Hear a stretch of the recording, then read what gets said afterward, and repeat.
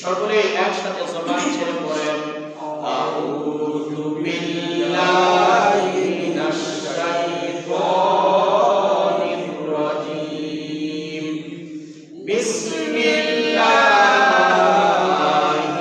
রাহমানির রাহিম ওয়া মা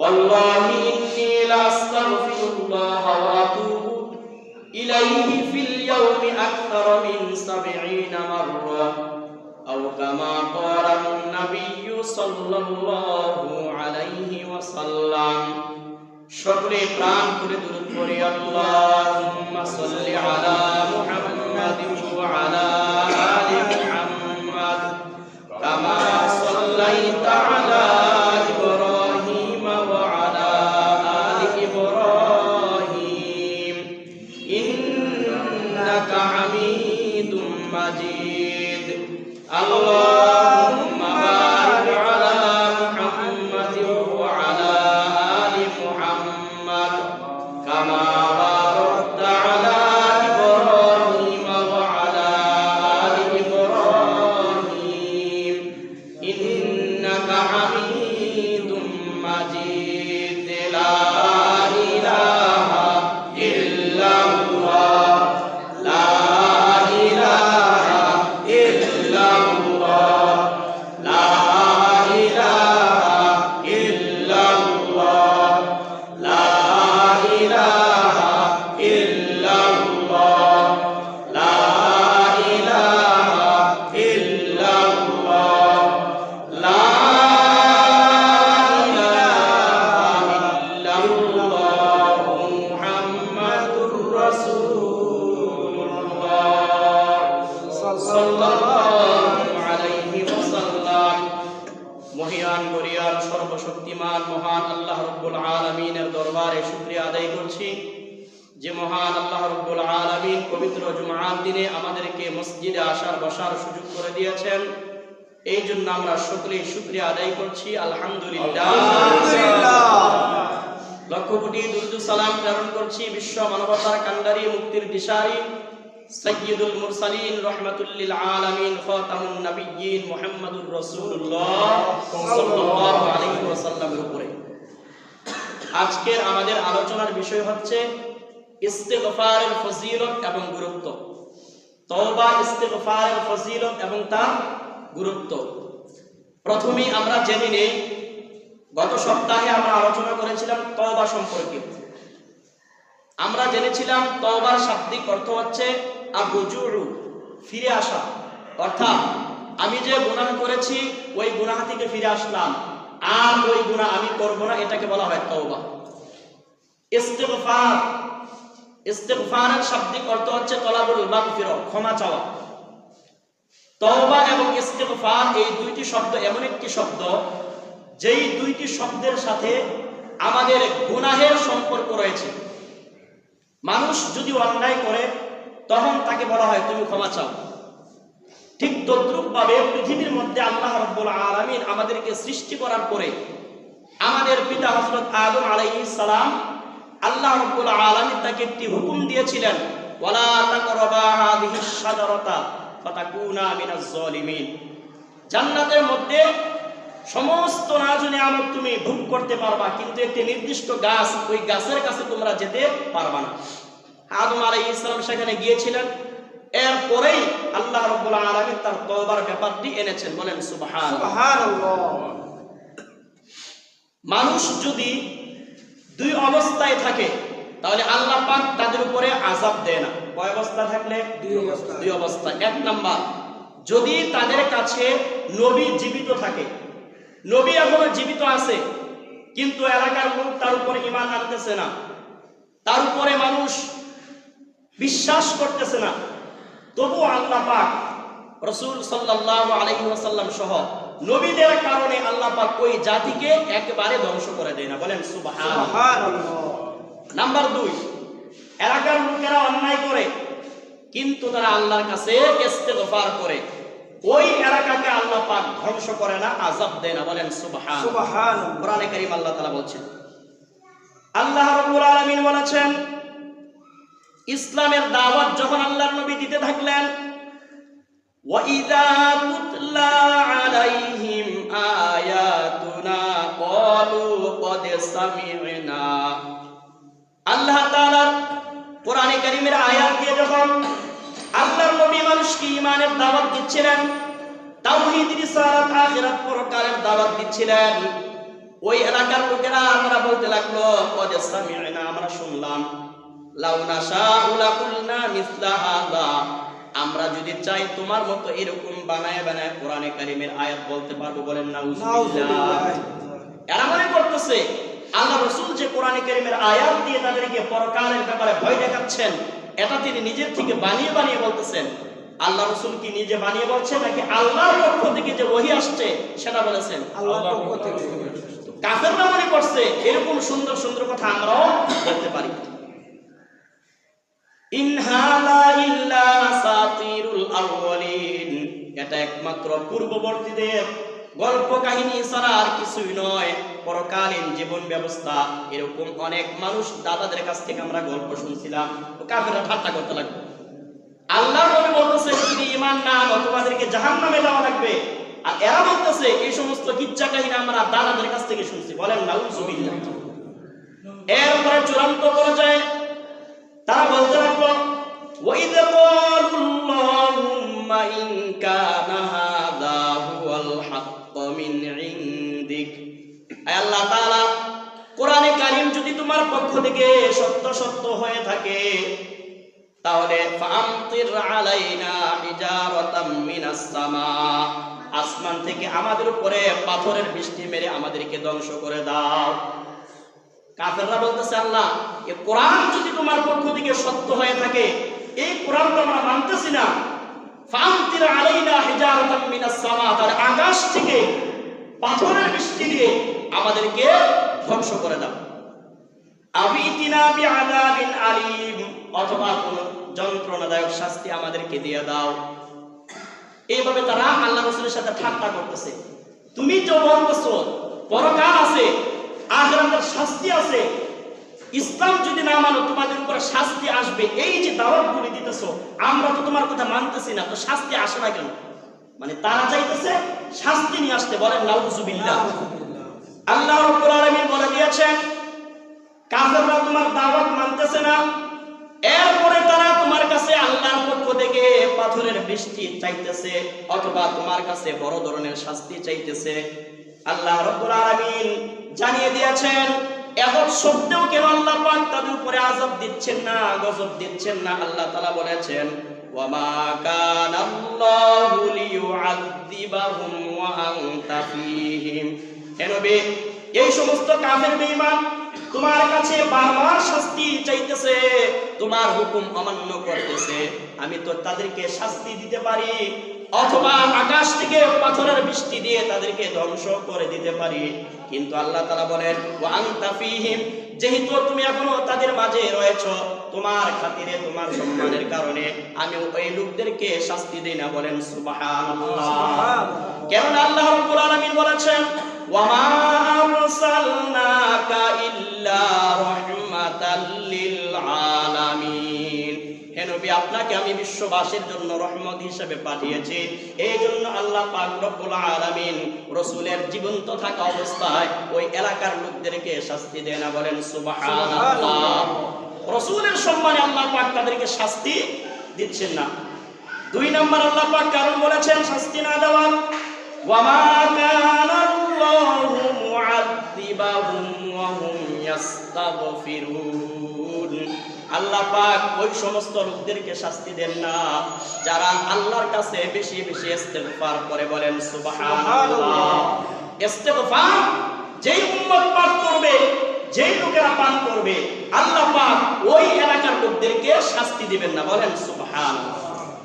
আল্লাহর নবী সাল্লাল্লাহু আলাইহি ওয়াসাল্লাম বলেছেন, মান লাজিমাল ইস্তিগফার, যে মানুষ নিজের জীবনে আবশ্যক করে নেবে ইস্তিগফার পাঠ করাকে, জাআলাল্লাহু লাহু মিন কুল্লি যিকিন মাখরাজা, আল্লাহ রাব্বুল আলামিন সমস্ত রকমের সংকীর্ণতা থেকে, সমস্ত রকমের ঝামেলা থেকে ওই ব্যক্তিকে আল্লাহ পাক উদ্ধার করবেন। বলেন সুবহানাল্লাহ।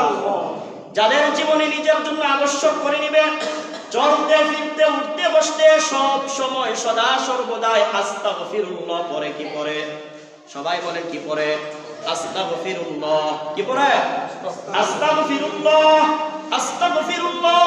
চলতে ফিরতে উঠতে বসতে সব সময় যারা নিজেদের জীবনে ইস্তিগফারকে আবশ্যক করে নেয়, আল্লাহ তাআলার নবী বলেছেন, জাআলাল্লাহু লাহু মিন কুল্লি যিকিন মাখরাজা, আল্লাহ তাআলা তাকে সমস্ত ঝামেলা থেকে মুক্তি দিয়ে দিবেন। বলেন সুবহানাল্লাহ।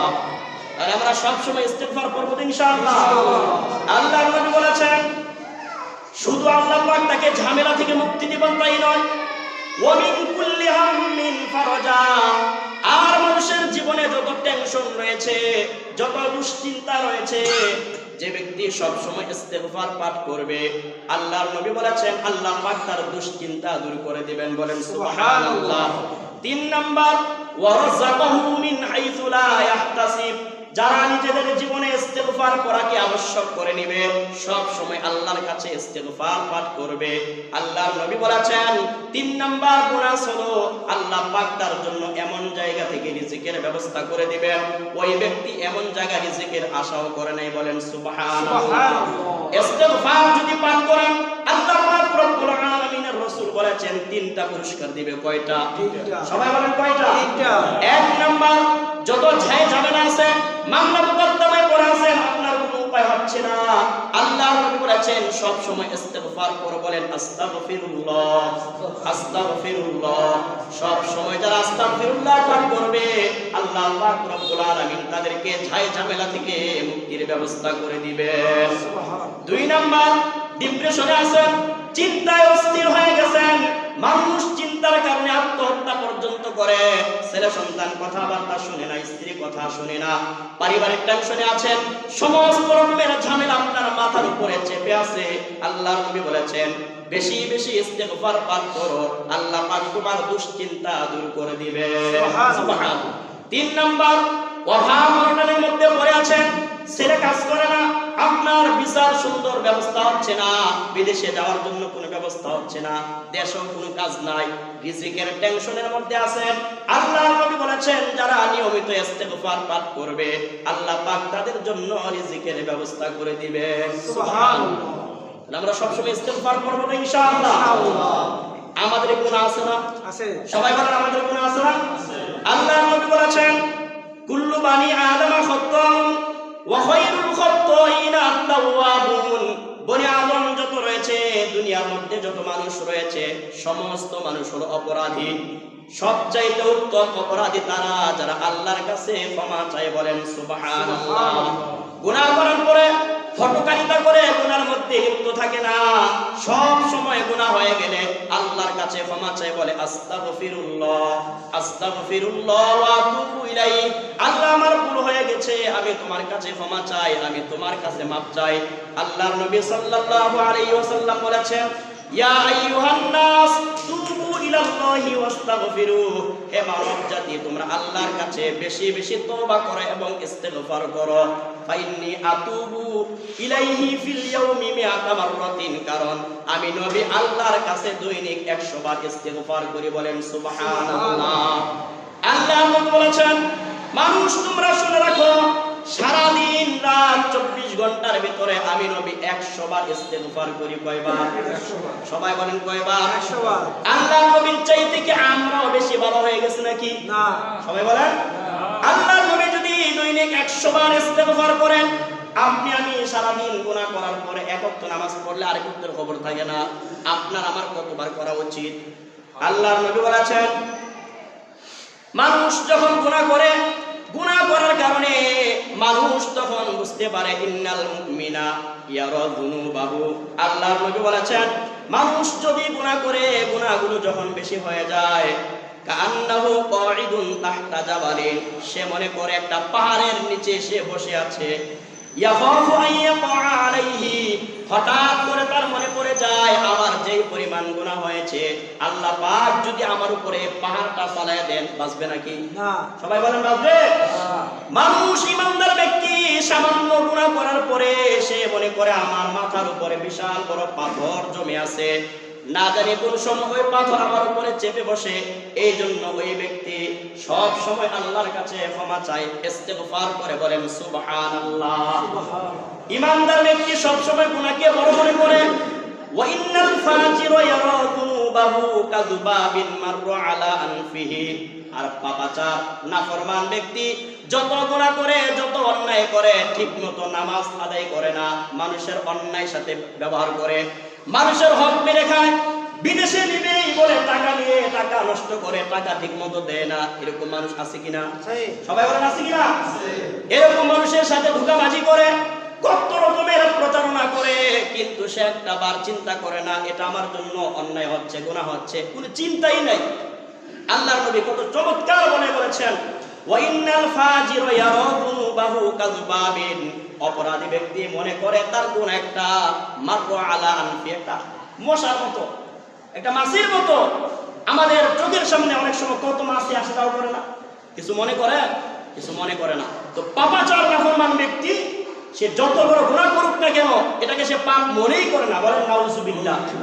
আল্লাহর নবী বলেছেন পাপকে পাপ না করা, এটাকে পাপ মনে না করা, এটা একটা বিরাট অন্যায়। কারণ আপনি পাপকে পাপ মনে করলেন আপনি আল্লাহর কাছে ক্ষমা চাইবেন। এখন যদি কেউ পাপকে পাপ নাই মনে করে, সে আল্লাহর কাছে ক্ষমা চাবে না। এই জন্য দেখবেন যত নাফরমান আছে তেলাওয়াতে গুনাহ করে যাচ্ছে, কিন্তু তার এই অনুভূতি নাই কোন দিন জানি মরে যায়, আল্লাহর কাছে কি জবাব দেব, এই টেন্ডেন্সি, এই ফিলিংস তার মধ্যে জাগ্রত হয় না, বলেন নাউযুবিল্লাহ। মানুষের অন্তর যদি পচে যায়, অন্তর যদি মরে যায়, তো অন্তর মরে যাওয়ার এক নাম্বার লক্ষণ হচ্ছে সে গুনাহ করবে, কিন্তু এই গুনাহটাকে সে কিছুই মনে করবে না। ইস্তিগফারের সবচাইতে বড় ফজিলত আল্লাহর নবীর সাহাবী শাদ্দাদ ইবনে আউস রাদিয়াল্লাহু তাআলা আনহু থেকে বর্ণিত, তিনি বলেছেন যে ব্যক্তি দৈনিক সকালবেলা এবং রাত্রিবেলা যে কোনো সময় সাইয়্যিদুল ইস্তিগফার পাঠ করবে, কি করবে? সাইয়্যিদুল ইস্তিগফার পাঠ করবে। আল্লাহুম্মা আনতা রাব্বি লা ইলাহা ইল্লা আনতা খালাকতানি ওয়া আনা আবদুকা ওয়া আনা আলা আহদিকা ওয়া ওয়া'দিকা মাসতাতa'তু আউযু বিকা মিন শাররি মা সানা'তু আবুউ লাকা বিনি'মাতিকা আলাইয়া ওয়া আবুউ বিযামবি ফাগফিরলি ফাইন্নাহু লা ইয়াগফিরুয যুনুবা ইল্লা আনতা। আল্লাহর নবী বলেছেন গুফিরাত যুনুবাহু ওয়া ইন কানা, আল্লাহর নবী বলেছেন ইযা ক্বালা হিনা ইউমসি, যে ব্যক্তি সকাল বেলায় কোন রাত্রে বেলায় যদি সাইয়্যিদুল ইস্তিগফার একবার পাঠ করে, ফামাতা, ওই রাতে যদি সে মারা যায়, দাখালাল জান্নাহ, বলেন সুবহানাল্লাহ। আল্লাহর নবী বলেছেন ইযা ক্বালা হিনা ইউমসি ফামাতা দাখালাল জান্নাহ, যদি রাত্রে বেলা সাইয়্যিদুল ইস্তিগফার একবার পাঠ করে আর ওই রাতে যদি সে মারা যায়, আল্লাহ পাক তাকে জান্নাত দিয়ে দিবেন, বলেন সুবহানাল্লাহ। ওয়া ইযা ক্বালা হিনা ইউসবিহু ফামাতা মিন ইয়াউমিহি দাখালাল জান্নাহ, আর যদি সকাল বেলা পাঠ করে আর ওই সারা দিনের ভিতরে যদি ওই ব্যক্তি মারা যায়, আল্লাহ পাক তাকে জান্নাত দিবেন, বলেন সুবহানাল্লাহ। সাইয়্যিদুল ইস্তিগফার আমাদের সকলের মুখস্থ করা উচিত। সবাই বলেন আল্লাহুম্মা আনতা রাব্বি লা ইলাহা ইল্লা আনতা খালাকতানি ওয়া আনা আবদুকা ওয়া আনা আলা আহদিকা ওয়া ওয়া'দিকা মাসতাতa'তু আউযু বিকা মিন শাররি মা সানা'তু আবুউ লাকা বিনি'মাতিকা আলাইয়া ওয়া আবুউ বিযামবি ফাগফিরলি ফাইন্নাহু লা ইয়াগফিরুয যুনুবা ইল্লা আনতা। এই হলো সাইয়্যিদুল ইস্তিগফার। যদি কেউ এই সাইয়্যিদুল ইস্তিগফার পাঠ করে, দিনের বেলায় যদি পাঠ করে ওই দিনে মারা গেলে সে জান্নাতি, রাতের বেলায় পাঠ করে ওই রাতে মারা গেলে সে জান্নাতি, বলেন সুবহানাল্লাহ। এর চাইতে চমৎকার ফজিলত আর কি হতে পারে?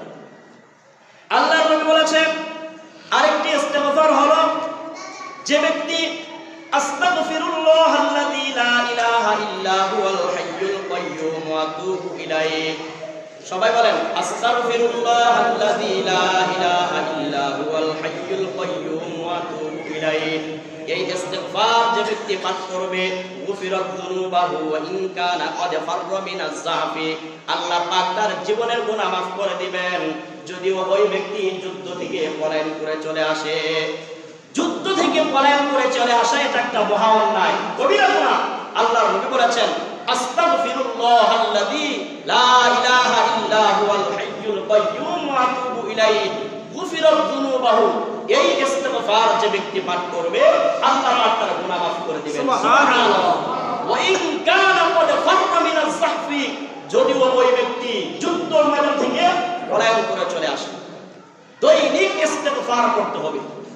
এই জন্য আমরা যখন নামাজের সালাম ফিরাই কি বলি? আস্তাগফিরুল্লাহ। কি বলি? আস্তাগফিরুল্লাহ, আস্তাগফিরুল্লাহ, আস্তাগফিরুল্লাহ তিনবার বলতে হবে। সালাম ফিরানো শেষ আস্তাগফিরুল্লাহ তিনবার, সুবহানাল্লাহ 33 বার, আলহামদুলিল্লাহ 33 বার, আল্লাহু আকবার 33 বার, লা ইলাহা ইল্লাল্লাহু ওয়াহদাহু লা শারীকা লাহু লাহুল মুলকু ওয়া লাহুল হামদু ওয়া হুয়া আলা কুল্লি শাইইন কাদির। এই মোট 100 বার। অথবা সুবহানাল্লাহ 33 বার, আলহামদুলিল্লাহ 33 বার, আল্লাহু আকবার 34 বার, এই মোট 100 বার। আল্লাহর নবী বলেছেন এই তাসবিহগুলো যে পাঠ করবে আল্লাহ পাক তার জীবনের গুনাহ মাফ করে দিবেন। সুবহানাল্লাহ। যদিও তার গুনাহ সমুদ্রের ফেনা পরিমাণ হয়। সুবহানাল্লাহ। করতে রাজি আছেন তো ইনশাআল্লাহ? আমাদের জীবনে ইস্তিগফার পাঠ করাকে লাজিম করে নিতে হবে, আবশ্যক করে নিতে হবে। গুনাহ আমাদের দ্বারা হয়ে যায় কিন্তু আমাদের মধ্যে গুনাহ থেকে মাফ চাওয়ার কোনো অনুভূতি জাগ্রত হয় না। এক ওয়াক্ত নামাজ পড়লে আর ওয়াক্ত নামাজের খবর থাকে না। কত মানুষের সাথে আমরা প্রতারণা করে রাখছি, কত মানুষের সাথে ওয়াদার বরখিলাফ করে রাখছি, কিন্তু ইস্তিগফার পাঠ আমাদের দ্বারা হয় না। আরেকটি অটোমেটিক গুনাহ মাফ করার ঔষধ হচ্ছে নামাজ। কি? নামাজ। আল্লাহর নবী বলেছেন এক নামাজ পড়ার পরে আরেক নামাজ আগ পর্যন্ত মাঝখানে যে সময়টা রয়েছে এই সময়ের ভিতরে যে গুনাহগুলো হয়ে যায়, সুন্দর করে ওযু করে দ্বিতীয়বার নামাজ আদায় করার কারণে মাঝখানের সময়ে যত গুনাহ হয়েছে আল্লাহ পাক সেই গুনাহগুলো মাফ করে দিবেন। সুবহানাল্লাহ। এইভাবে করে সারা সপ্তাহ যে গুনাহগুলো হয় এরপরে জুমার নামাজ আদায় করার কারণে এক সপ্তাহের গুনাহ আল্লাহ মাফ করে দেন। সুবহানাল্লাহ। এই যে বললাম এগুলো কিন্তু এরকম না যে সারা সপ্তাহ গুনাহ করব আর শুক্রবার আসলে তো মাফ হয়ে যায়, বিষয়টা কি এরকম না। লা ইলাহা ইল্লাল্লাহ, সবাই বলেন লা ইলাহা ইল্লাল্লাহ। মান ক্বালা লা ইলাহা ইল্লাল্লাহ হুয়া ইয়ালামু, আল্লাহর নবী বলেছেন যে ব্যক্তি জেনে বুঝে আল্লাহ তাআলার একত্ববাদের ঘোষণা দিবে লা ইলাহা ইল্লাল্লাহ ফাদাখালাল জান্নাহ, বলেন সুবহানাল্লাহ। অন্তরস্থল থেকে মনের ভিতর থেকে যদি মুখে দিয়ে সাক্ষী দেয় আল্লাহ ছাড়া কোনো ইলাহ নাই, আল্লাহ ছাড়া কোনো উপাস্য নাই, সত্য মাবুদ নাই, এই সাক্ষ্য যে ব্যক্তি দিবে আল্লাহর সাথে যদি শিরিক না করে আল্লাহ পাক রব্বুল আলামিন তাকে জান্নাত দিয়ে দিবেন, বলেন সুবহান।